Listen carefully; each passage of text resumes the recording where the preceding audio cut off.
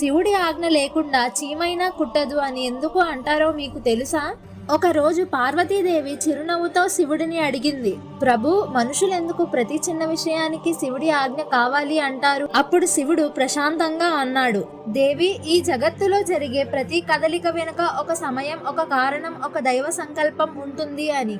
అలా చెప్పి పక్కనే నడుస్తున్న ఒక చిన్న చీమను ఉదాహరణగా చూపించాడు. చెట్టు కింద ఒక మనిషి నిద్రపోతున్నాడు. శివుడు మెల్లగా ఇలా అన్నాడు, ఇప్పుడు ఈ చీమ అతనిని కుట్టకూడదు అని. చీమ అతని కాలి మీదికి చేరింది కానీ కుట్టలేదు. పార్వతీదేవి ఆశ్చర్యంతో చూస్తుండగానే శివుడు మరో మాట అన్నాడు, ఇప్పుడు ఆ చీమ అతనిని కుట్టవచ్చు అని. అదే క్షణంలో చీమ కుట్టింది.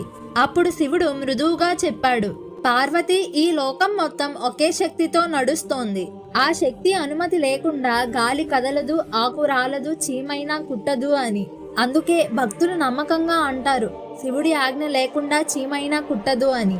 ఈ వీడియో మీకు నచ్చినట్టయితే ఓం నమః శివాయ అని కామెంట్ చేసి మన ఛానల్ని సబ్స్క్రైబ్ చేసుకోండి.